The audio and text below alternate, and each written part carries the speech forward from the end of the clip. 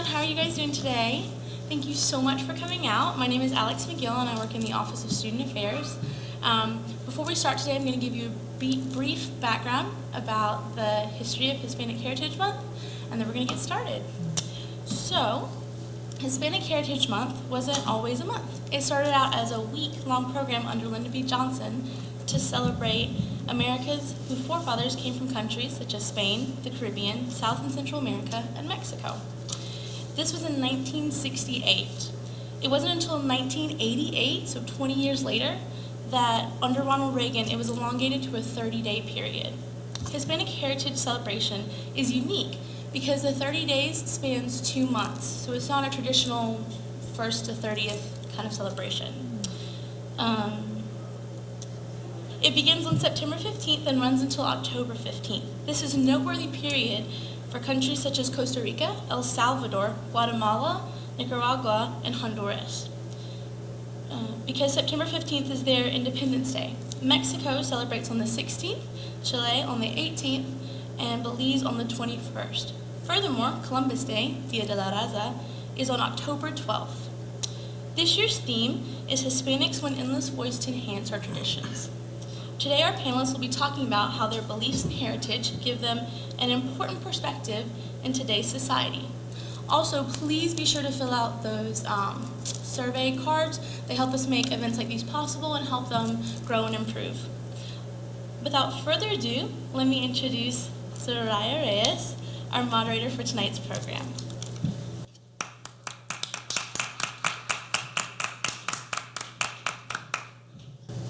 Hello, ladies and gentlemen. Today I have the pleasure of introducing our panel. I'm not really good at public speaking skills, so bear with me. Beside here we have Mr. Michael Youssef. We have Dr. Atalia Ellis, if I'm saying it correctly, and Ms. Paula Tajeda, if I'm saying that correctly. Okay, so we're going to start this today with a couple of questions, and then afterwards we'll bring it out to the audience, and you guys are welcome to ask questions. So first question for you guys is, what are some important traditions that you feel are still significant in today's world?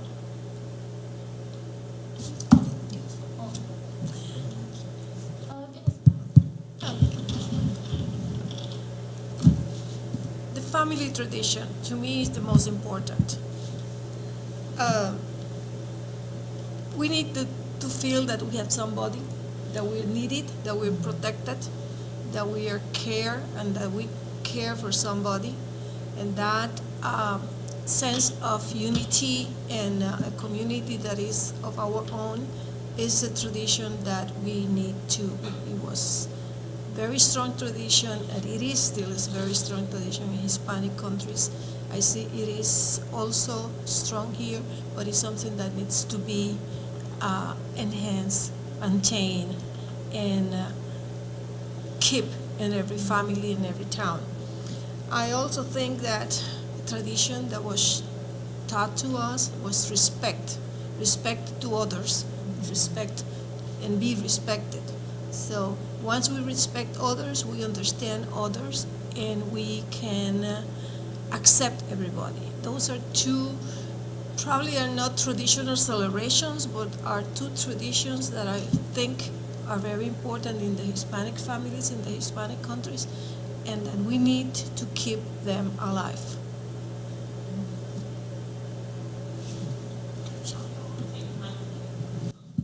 Is that better?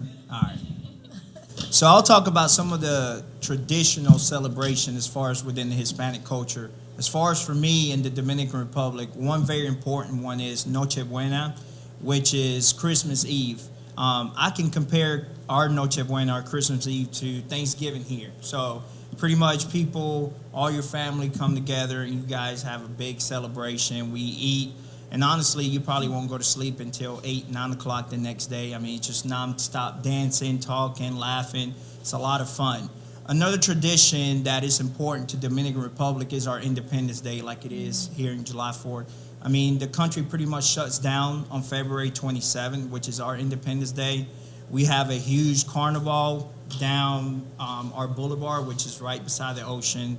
And I mean, nonstop party and celebration. And it's important to us because it gives us a sense of pride within our culture.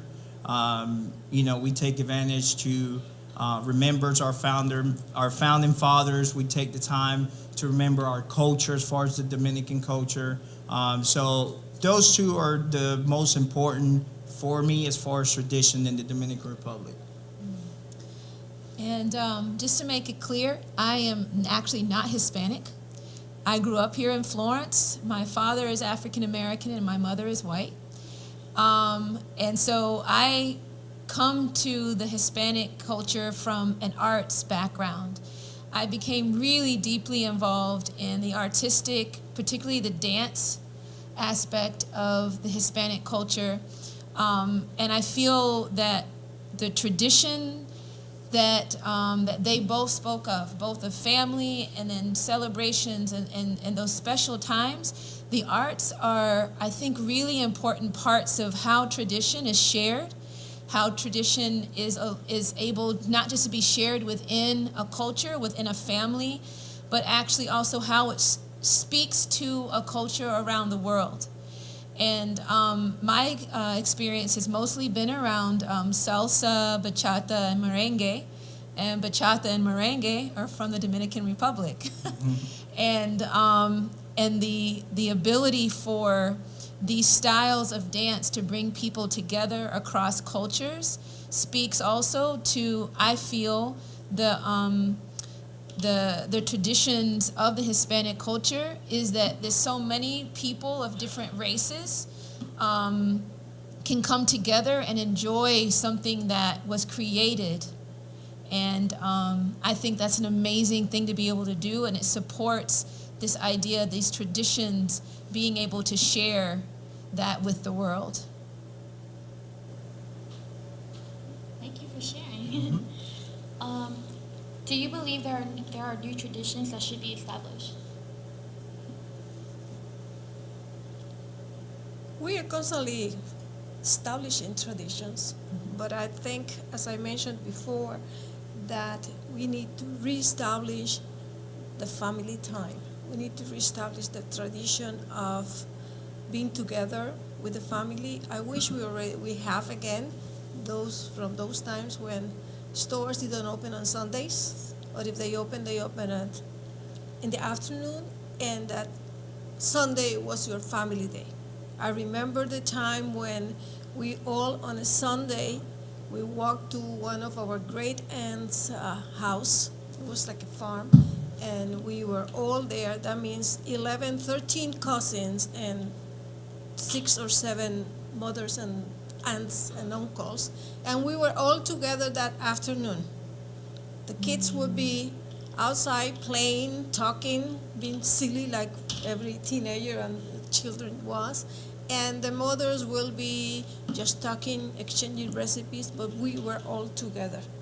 The family reunions during Mother's Days, Father's Days, the family reunion, as he says, in the Christmas Eve, Noche Buena, Christmas Day, Easter Sunday, Three Kings Day, the 3 wise men. That's the tradition in Puerto Rico. That means a lot for everybody, no matter what religion you are. So I think we need to reestablish those traditions, establish new traditions, or accept the new traditions, but the reestablishment of those traditions that mean unity, mm-hmm, and an identity are, I think, more important. Then we wouldn't have so much crisis in our families. And then just to add, I'm talking about as far as the challenges, as far as traditions here in the United States, because she does bring a point. We definitely need to reestablish our traditions here in the United States, but it's challenging. And here's why. For example, me. The only family member that I have here is my brother. Everybody else is in Dominican Republic. So when you come to a different countries, I wouldn't say the tradition fade, but they aren't as strong because, like she said, you don't have all those family members. You can come together, talk about, what happened this year. You can share, your new news, your anything going on with your life. But it's challenging because, like I said, sometimes you may not even have the necessity food you need to cook, whatever meal you're trying to cook during that time. For example, during spring break, which is Semana Santa in Spanish in Dominican Republic, there's a particular dish. It's called habichuela con dulce, and legit translate beans with sugar. And it does have beans. It is sweet. It's a dessert, but it's very, very typical that during Semana Santa that people eat that. I haven't had that dish, last year when I went to Dominican Republic. And it's tough because, you go on Facebook, Instagram, everybody's eating habichuela con dulce, and you're sitting here, where's mine at, So it's tough. Those are some of the challenges as far as, reestablishing those traditions here in America. I feel like it's just that connection. I feel like it's not there yet, especially here in the South, as far as South Carolina, where the Hispanic culture isn't as strong. Like if you go to New York or if you go to Miami, you go to Los Angeles, big cities where the Hispanic culture is really strong because there's more Hispanic there than there are here. So, yeah. And I think I can speak from a point of view of someone who has had opportunities as a friend. So my closest sister and her husband is from Puerto Rico, so we spend a lot of time on holidays and stuff with them. I think also from the avenue that I'm involved in, something that, and I actually kind of speak to the challenge too of new traditions. As someone who grew up in America, I think it's really important that we learn how to look at people's cultures deeper than just the surface.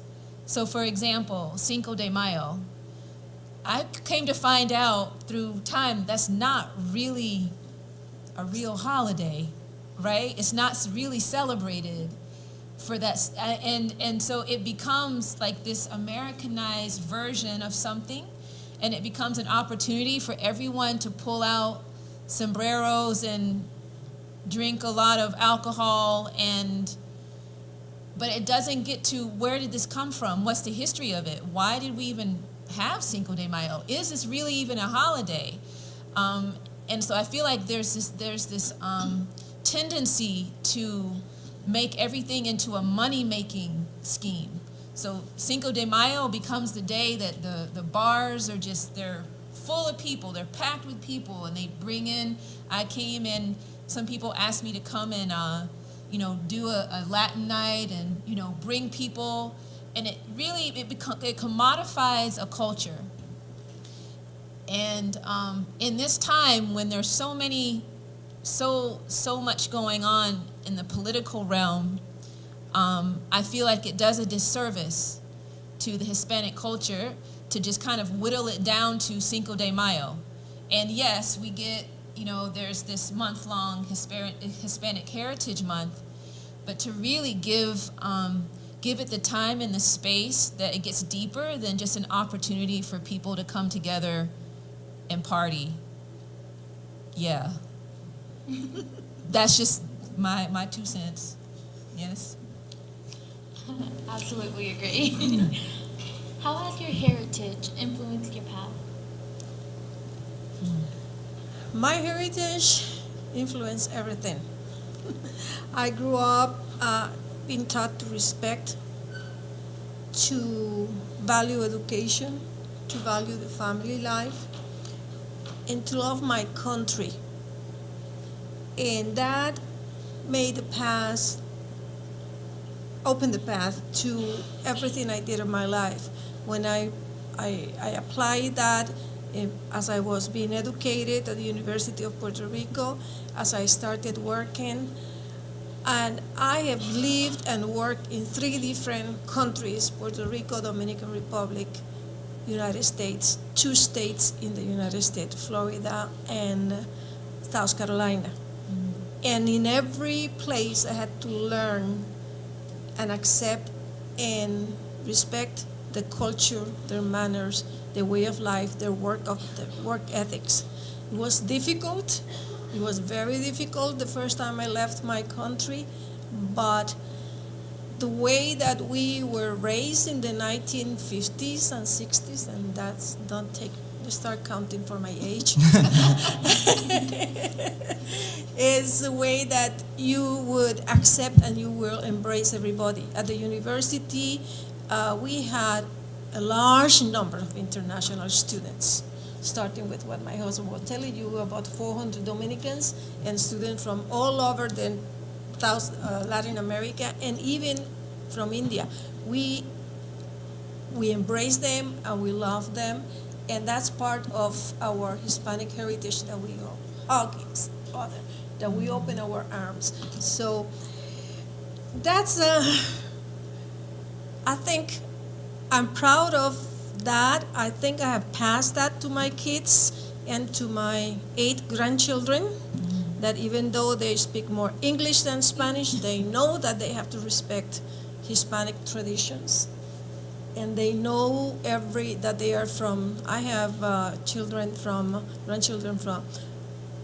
descendants from Colombians, Cubans, and Argentina. So, and also Dominican Republic and Puerto Rico. So they have learned that heritage is very important. We have a lot of different cultures, a lot of different people around us. And just being taught that we need to respect and accept everything, that's the best thing I think I happened, how my heritage is passed. Well, my heritage has influenced me in a few ways. First, it has taught me about hard work. So growing up, my parents owned, restaurants in the Dominican Republic. I would see my grandmother, my mom, and my dad, get up 5 a.m. every morning, and they would go, start preparing the food, and wouldn't get home until 10 p.m. And I think that was something that taught me a lot is, you have to work for everything you have. Nothing is given. And that is a very strong statement in the Dominican Republic. Why? Because there isn't any government assistance like we have here in the United States. There's no such thing as, they don't have food stamps, they don't have free health care, things around that nature where you really have to, get up in the morning, go to work, and, and make the money to feed your family. And also giving back. That was another thing that really my heritage has taught me. I grew up seeing a lot of poverty. I can tell you a story. I remember one time, I just happened to step out on the balcony of my dad's apartment, and right across the street, a young girl, probably 8 or 9 years old, digging through the trash, looking for food. And that, to me, humbled me like crazy, because I was like, man, some days I wake up and I'm complaining about a headache, and here's a girl trying to find food to eat and digging through a trash. That really, to me, it broke my heart. And I always saw my grandmother, anytime we had leftovers, she would give it to the poor people. Another story that I can tell you that really humbled me was, I remember my mom had bought me a new bed. So she took the mattress, put it outside the house. And it was some 9 o'clock, I would say, 9 o'clock at night. I was probably 9 years old, I believe. And there was 2 kids, homeless little kids, came up to my mom as we were walking in the house. Hey, do you want that mattress? And my mom said, no, you can have it. These kids are probably were my age, 9, 10 years old.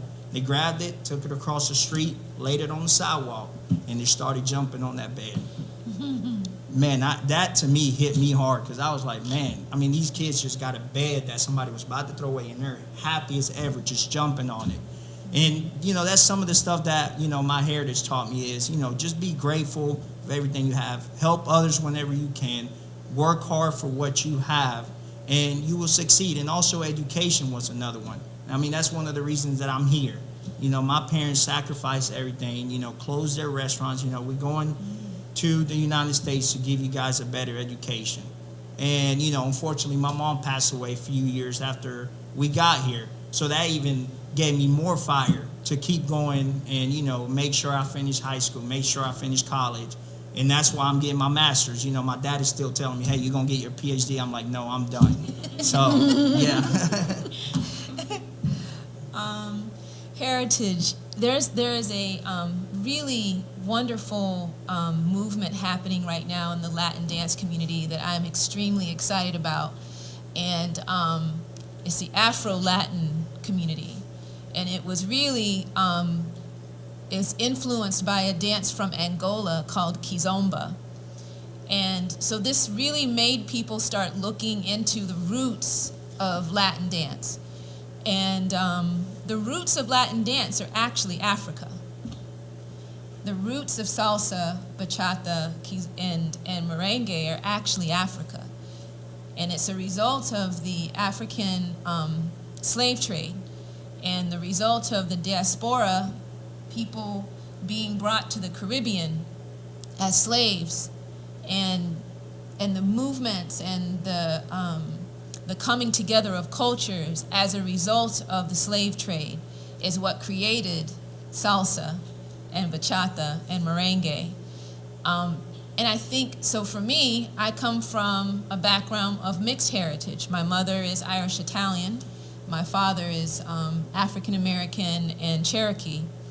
But of those heritages, the one that's been the most difficult has been the African American part, because of the years of oppression, the years of the things that we've had to deal with as people of African descent. And so now what's happening is people are beginning to realize that, being able to connect, and this is once again the connection of the arts to tradition and the connection of the arts to sharing history. The history of these dances can be brought back to the drums. They can be brought back to polyrhythmic rhythms that created what we know now as salsa. And those things are really, really beginning to touch people of African descent who are beginning to realize that we didn't just start, our history didn't start with slavery. Our history started in another country. It started in Africa. It traveled and it survived through slavery, and it survived through the coming together of cultures into this beautiful creation of music, Latin jazz, just beautiful creations of music and dance that came out of a horrible, horrible chapter in human history. And we now have, people doing these dances on Dancing with the Stars, and let me just tell you, that's not real salsa. No, it's not. I'm letting you It's guys not. know right now, what they do on Dancing with the Stars is not salsa, it's not cha-cha, It's it's not not merengue. rumba, it's not merengue. I don't know what they're doing. Okay, just letting y'all know, that's not the real deal. And so I will say that becoming connected and really diving into the roots of Latin dance has actually helped me to connect to my heritage. And so it also tells the story of how we're all so connected as human beings. We're all so connected, and a lot of the things they're both talking about, I could say too, but this is a human experience. But I think it's very important to recognize how each culture has contributed to how we have grown as a country and as humankind.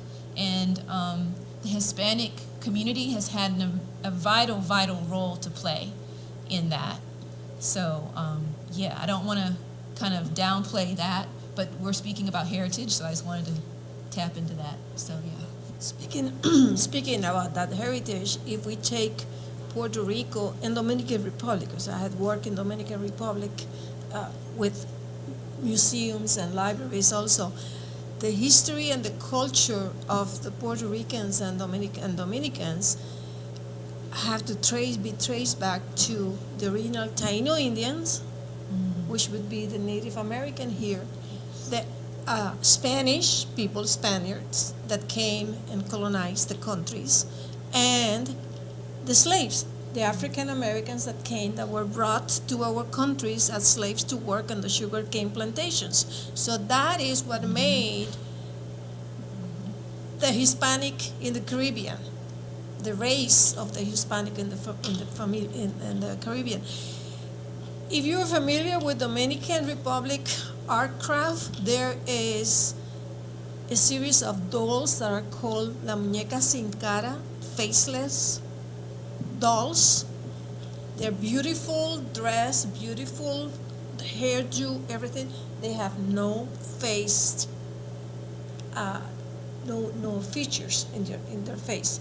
They're just plain because the women in the Caribbean have a mix of races, a mix of features from different places, so that it's difficult to identify.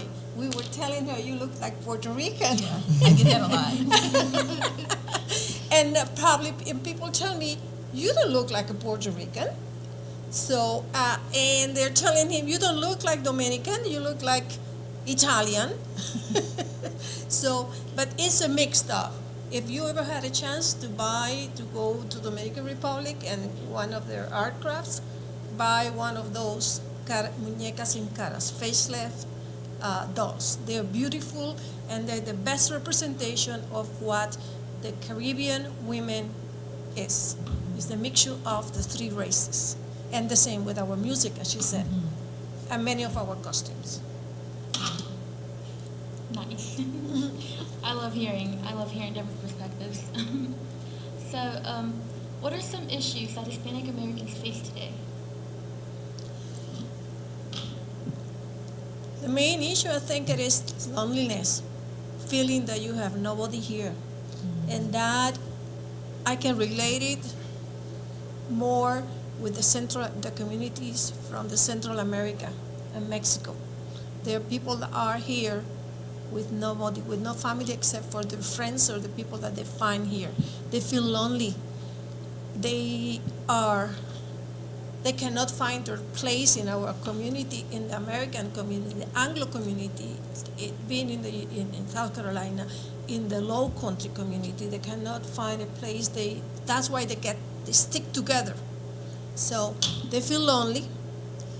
They had problems adapting to the culture and the way of living in our region or in the state or in the United States because of that, because they don't have anybody to identify except for their friends in the community, and they have language barriers. Most of them don't speak English. Even you can find well-educated of our Hispanic community in the Low Country that are fully bilingual, and the ones that have the language barrier have done a tremendous effort to learn basic English. We have a lot of classes in the public school systems. Many of the nonprofit organizations take care of helping them to learn English, but still there is a language barrier as if they were going to find a job. We are getting people that are educated, they cannot find a job because they're not fluent in English. So that's another issues that they have. And then the opportunities and the prejudice. We have to admit that. There is a prejudice in the Hispanic against or bias against the Hispanic community. And then for that reason, probably they don't have the same opportunities added to the language barrier that they have. But then now is the fear because of the political situation that is going around with immigrants, whether you are documented or undocumented. It's a lot of pressure on these communities. If you live around or if you have the opportunity to have in any of your clubs or churches Hispanics from Central America and Mexico, and even from the South American region, they live in fear. And that is very, very difficult for them and for the ones that are around them. Yeah, she brings up a great point that I would like to add. I think that's definitely one of the top issues right now with Hispanic is, immigration, the fear, there's been a lot of, deportation, separating of families. But the one that I like to focus on because it hits home, because my friend is actually, going through it, has anybody heard of Dreamers? Mm-hmm. Okay. Well, pretty much the situation with Dreamers, and here's the challenge with that. The Dreamers are pretty much students or teenagers, young adults that came, with their parents illegally. Their parents are illegal, they're illegal. But here's the caveat to that. These are kids that, when I was in fifth grade, they were in fifth grade. They walked down, the same hallways we did. They were our neighbors. They're in our community. And, they graduate high school and are unable to go to college because they don't have, the documents or social security or the status, however you want to call it, to go to school. So what the Dreamers do, it gives them a permit, allows them to go to school. But here's the other caveat. A lot of, as far as opportunity to go to school, becomes challenging because of funding. It's tough to pay a full tuition and you don't have the resources available to go to school. So you're pretty much stuck. And I see people that are legit stuck and where they're at because they can't continue further because they don't have the resources. Another issue that Hispanic are having right now is healthcare. Hispanics right now don't have much access to healthcare. I'll actually tell you a story of a guy that I know. His kidney went out and he's having to have dialysis. Well, him and his family are now having to go back to Mexico because he can't afford the treatment here in the States. And, the sad part about it, all his 3 kids were born here. They go to school here, and they don't know any Spanish. So they're getting ready to go to a whole new strange world just because his dad could not get health care here in the United States. So I believe, immigration, healthcare are some of the issues that, the Hispanics are having in today's world. They said everything I was going to say. But they have fun. They do have very valid points. Do you believe priorities have shifted for Hispanic communities? If yes, how? If no, why not? I think they have shifted somehow. What I see is that they still try to keep that tight family group because they have the family, their children, their wife, their husband, and they need try to keep that.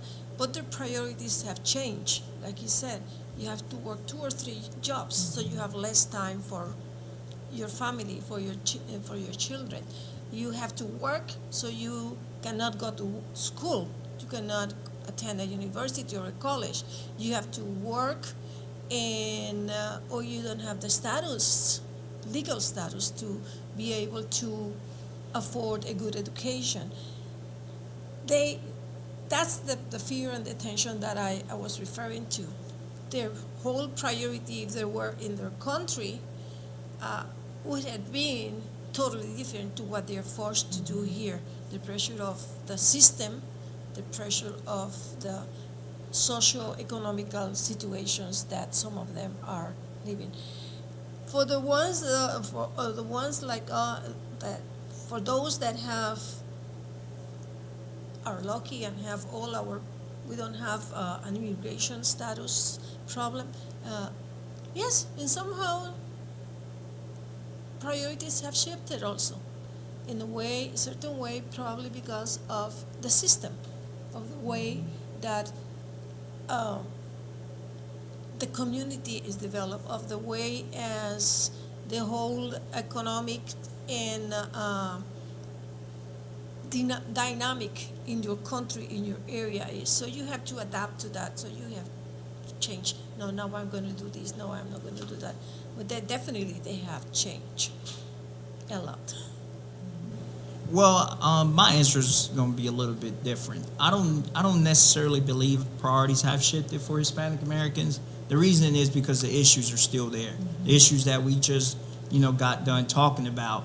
I woke up this morning on Facebook. There was a video. I think it was a Chicago game, Cubs game, and it was just these two guys were being racist towards Hispanic group, calling them beaners and stuff.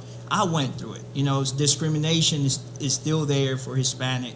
When I first came to the United States, I didn't know any English.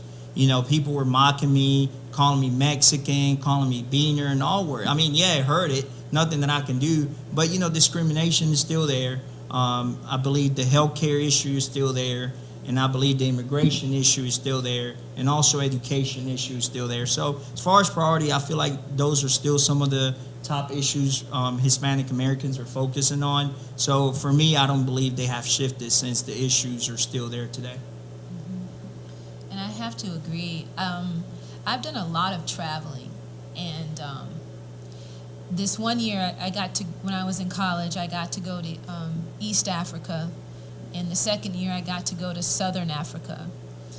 And this is all LinkedIn, y'all. So there's this misconception outside of America that if you come to America, that somehow life is going to be better for you or easier for you. And that's not necessarily the case. My experience has been living overseas that I found life overseas a lot easier than living here in America. Because the priorities are so different. No matter where I went, whether I was in Korea or in Africa or in Japan or in all these different countries I went to, family was still the nucleus. And, you know, work was a part of it, but the way the societies were arranged was that your families could still see you and that you could be taken care of within those cultures. America is not to, I love living here. I'm American, but after living overseas, I think that when people, they see what's on TV, they see what's in the movies, they see what's in the media, and they don't realize that most Americans don't have access to. Most of what you see on TV and the movies, the average everyday American doesn't have access to. So when folks come here and they're wanting to have a better life and they're wanting to build a better life for themselves, and they're doing the work that no one else here wants to do. They're doing the work that back in the day my father did and my grandmother did, and which is picking the cotton and the tobacco and all the stuff that people of color have been doing for hundreds of years. They're doing that work now and trying to make a better life for themselves and their families. And in reality, the mixture of prejudice here and the political climate makes it really difficult. So I feel like just from having so many close friends that are Hispanic, it feels like to me that their priorities haven't changed necessarily too much, because it's like all they have to cling to. In this atmosphere, in this culture, you still have to, if you have your family here, you get to come home to your family at least. And, you create what you can within a culture that is not necessarily making it easy for you to do that. So, I really highly recommend that if you are still young and not attached to travel, so that when you come back home and you see what's happening here, you have an understanding that's so much deeper, and you can kind of empathize with, because, when I was overseas, I was having to figure out a new culture. I did not speak any Korean at all, and so many Korean people were so wonderfully nice to me and saw me looking lost and would come up to me in the subway station and help me figure out where to go. So the question I have is the same thing happening here for people who've come here to make a better life for themselves, but English may not be their first language? Are we extending the same kind of courtesy and empathy to them? So. Well, you guys make some really, really good points. I appreciate it. I really do. Now on, right now I'm opening the floor if you guys have any questions. Can we give a round of applause to our panelists? And we are going to open the floor up for questions. But before we do, I just want to give you guys a short bio on our panelists. So we'll start with Ms. Paula. She's a retired law librarian, born and raised in Puerto Rico. She holds a bachelor's degree in science from the University of Puerto Rico. I'm not sure how to pronounce the campus, I apologize. Mayagüez. There we go. And a master's degree in library science from the University of Puerto Rico. She's the vice president of, would you please say the name of her organization? Círculo Hispanoamericano de Charleston. Hispanic American Circle of Charleston.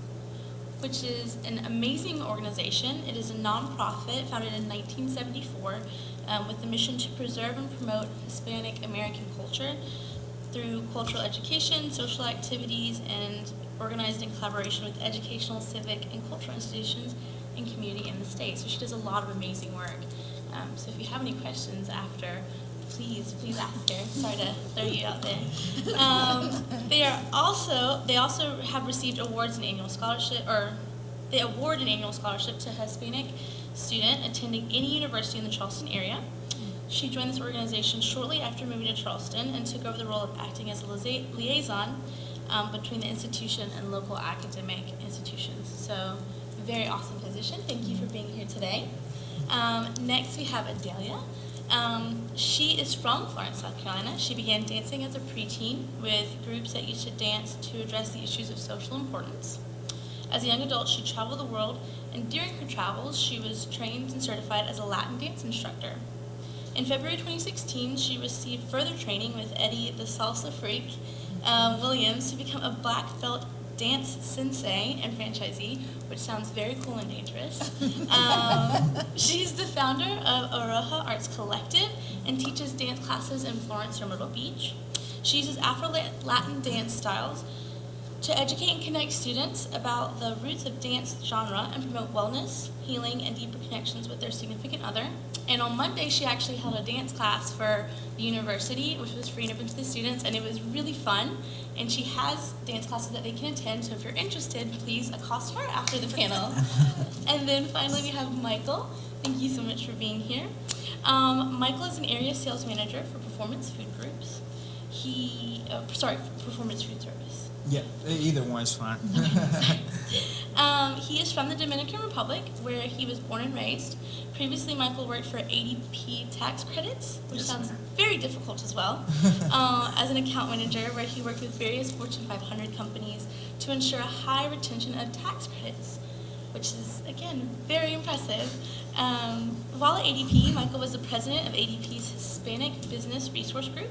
His passion for delivering stellar client services to achieve high levels of client satisfaction and his exceptional management abilities allowed him to strategize with clients to ensure constant business growth. He actually graduated from FMU, so it's super exciting, and with a Bachelor of Arts in Political Science. While at Francis Marion, Michael held various leadership positions and was heavily involved in politics and student government. So you're involved in SGA, which is a wonderful group, so that's really exciting too. You were receiving your Master's in Business Administration in December from Florida International University, and Michael takes pleasure in community service and serves in several community service-based organizations. So, as you can see, our panel is diverse and has done some pretty amazing things, and we just want to thank you guys again for being here. So if we give them one more round of applause, please. Thank you so much, guys. Now we're going to open it up to questions. So does anybody in the audience have a question?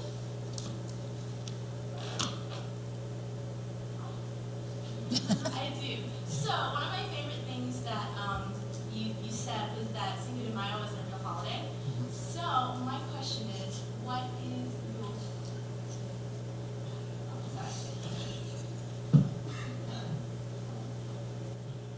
Hello? Is it? Okay. Hello. Okay, so, sorry everyone.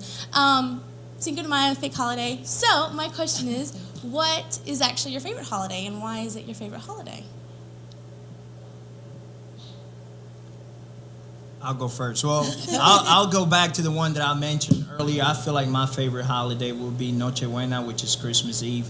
Just because so much family comes together, the food that we generally don't cook throughout the year, grandparents, aunt, uncle, everybody cooks different dishes that we typically don't eat. And it's a really fun environment. everybody's dancing, everybody's happy, there's no stress, there's no tension. I don't know, it just, to me, is a very, awesome day, and I always look forward to it. So Noche Buena, which is Christmas Eve, is my favorite holiday, especially if I spend it in Dominican Republic. It's even better. So I don't have one. Anytime I get to party and eat, I'm good. I'm going to agree with him. It's Christmas Eve on Noche Buena. It's a very special celebration in many of our Caribbean countries. In my case, it brings me the memories of when I was growing up. That was something very special. Number one, every family should be there, every family member. You were not there to say, I'm going someplace else, because you have to be with your family. And in my family, we had the tradition to go to visit our other friends' families' houses. And then we had what we call parrandas or asaltos. Parranda is you go in like Christmas caroling in the United States, or we call it asalto, and we are assaulting you at your house. You have to be ready. You have to be ready. You have to have food ready, just in case you are the one selected. You have to have a lot of drinks there. And we will go in every place, on every house, and then we will end in one of the houses, or we will end in a place where we can all dance and eat and continue. The following day was Christmas Day. That was also a family day. So everybody had to be together. So that's the Christmas time for us was special, sacred. You will not say, I'm not going to be here. And it brings me a lot of memories. Unfortunately, that's one of the priorities that have changed. You don't have that opportunity here in the United States. You only have probably something on Christmas Eve, or you do something on Christmas Day. But the whole spectrum of the celebrations that we used to do or that we do is we don't find it here. Actually, there is a group of Puerto Ricans in the Charleston area, Tri-County area, Charleston, Dorchester, Berkeley, that we are reinstating that tradition. And during Christmas, we have been doing parrandas or Christmas caroling, or we are assaulting your house. We were breaking into your house. We have had that for 3 years already. So I hope that we can continue doing that. That brings me a lot of beautiful memories. Actually, there's one celebration I really, really like, and I wish it was something that we had in America, and that's the quinceanera. Mm-hmm. This marking of a rite. It's not quite a rite of passage, right? But it's a marking of going from one stage of childhood you're stepping into being an adult.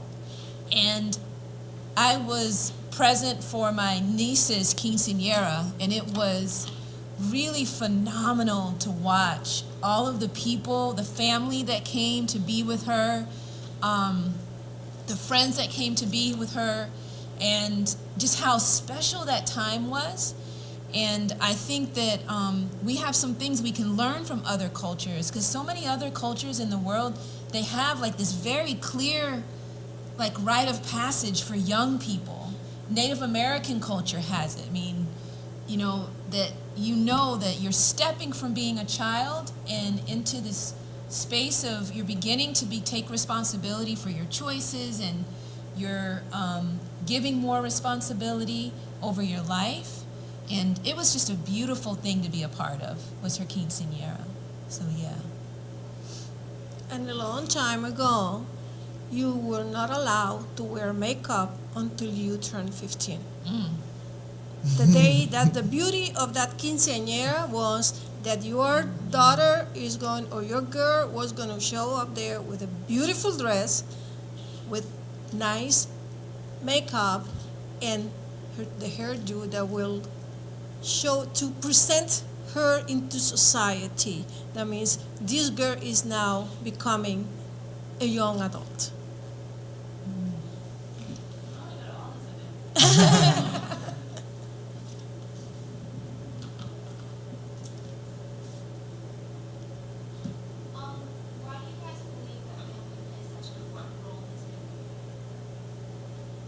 family what?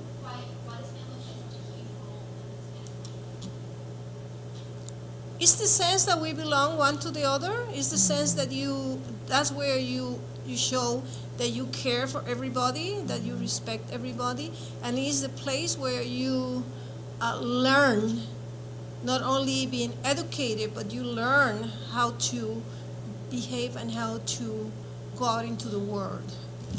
It's crucial. So think about those kids that unfortunately don't have a family or have broken families, that they don't have a place or the environment where they can see that being united, being protected, being taught, being pampered. That's important.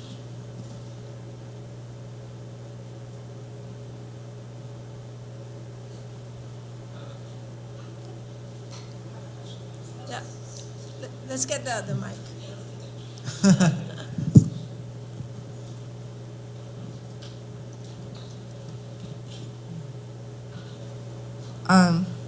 So I guess I want to ask, like, have you ever had any obstacles of being seen as an outsider in traditionally Hispanic community of Latin dance? No. No? Everyone's always been... My biggest thing has been people thinking that I am Hispanic. Yeah. I mean, in Korea, when I was in Korea, there's a lot of service men there at the Yongsan Army base, and they would all come out dancing. And I just remember this one night, this guy, he just kept insisting that he was like, are you Dominican, Puerto Rican, are you Cuban? I was like, no, I'm American. And he's like, he said to me, why are you ashamed of your Hispanic roots? And I was like, oh, I'm from South Carolina. My father's black, my mother's white. And he still was not convinced. So yeah, I've never felt that. I've always just felt very welcome. And the other thing I found is there's something about honoring another culture's expression that so far all I've seen is appreciation. Like, I've never had anyone come up to me and say, Adelia, how dare you teach salsa, or how dare you do this and that, you're not Hispanic. I do get asked, why don't you speak Spanish?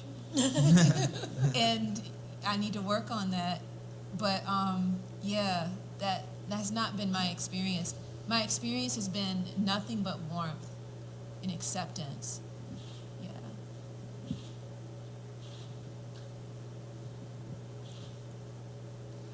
think there was a question in the corner.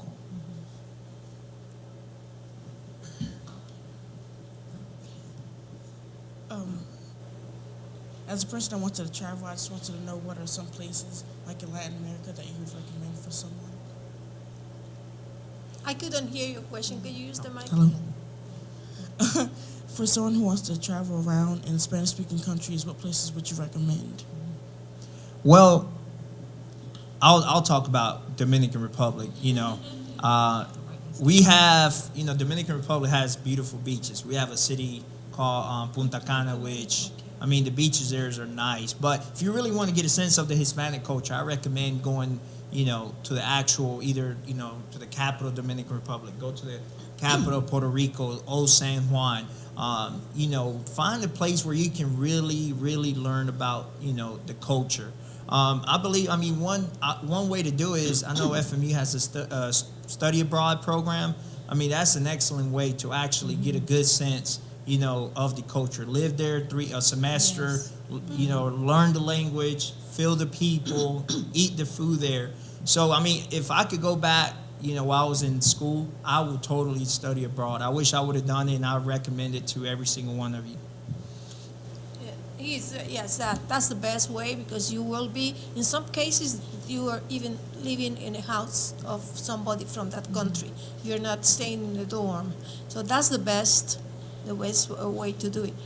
Now, if you want to go to Puerto Rico, which you can go, you can just try to spend there a semester, just vacationing, but visit every single area of Puerto Rico. Don't stay on San Juan. Yeah. All San Juan will be your connection with the past, with the history, with the colonization. Old San Juan, Puerto Rico has over 500 years of being part of the New World, not count because we were in existence from before. But that will give you a sense of that history. Then you start driving or visiting the rest of the country, and you will see the variety of geography of towns we have. It's a small island, but every region has a different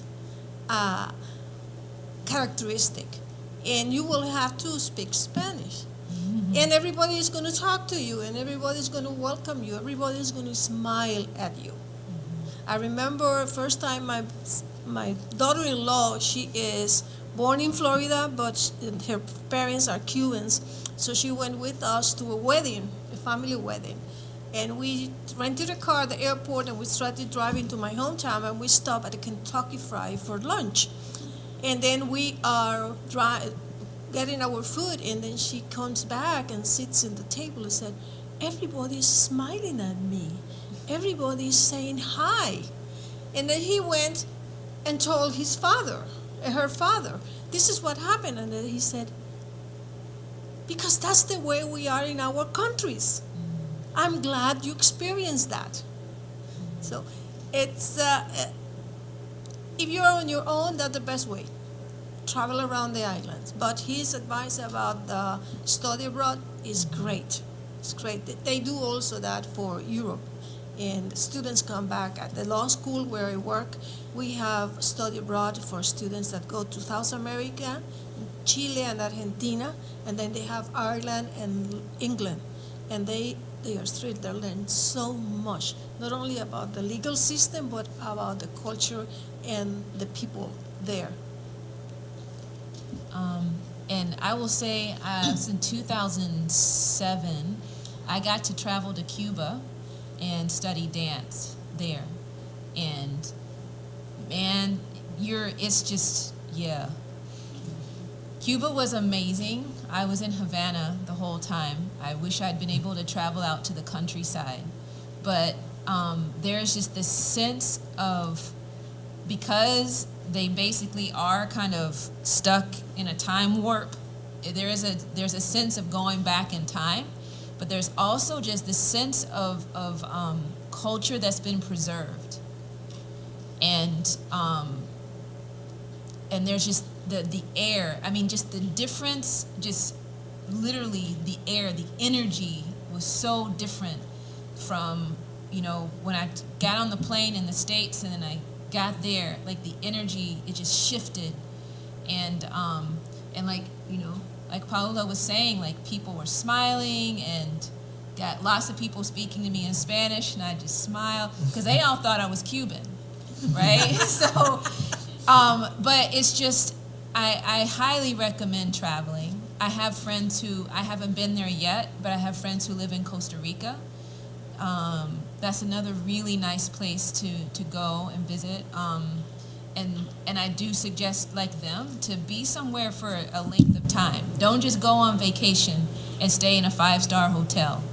Really, go, and if you can, stay with a family, and get to know the people and the culture, not the touristy aspect of it, but to really get to know the culture, you really need to connect with the people. And that's what I was able to do in Cuba. And if you cannot travel right now, I would advise you to join any of the Hispanic organizations that are in the state, in this region. I don't know if you have any of them here in the Florence area, but if you drive an hour to Colombia, there is this group that is called Palmetto Luna. They're doing great work with promoting Hispanic culture, Hispanic arts, Hispanic music. Actually, this coming Thursday, they have an opening of an art exhibit, paintings from 2 Hispanic painters. One of them is Puerto Rican from Charleston, very good friend of mine. And they have done a lot of events like we have down in the Low Country now. They have a lot of. It's much easier for you to probably to go to Colombia. Find one of those groups, join them. They will talk. They most of them are bilingual, but make friends with somebody that speak little English so that you can learn the Spanish. But you're going to learn also from them all the culture because they have a variety of countries with there. And there are other groups in the Colombia area, but I'm most aware of what Ivan and his group does.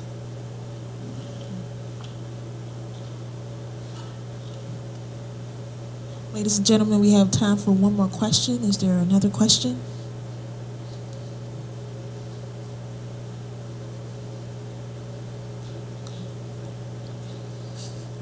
Seeing that there is none, we'll turn it over to Ms. Caroline Shelley to close us out with remarks. Hi guys, my name's Caroline. I'm the executive chair of our Campus Activities Board. I just wanted to say thank you on behalf of the Campus Activities Board for coming and sharing your experiences with culture and holidays and the challenges that you guys faced in America. And I think it was a really good eye-opener for a lot of our students, and it was great to hear those stories.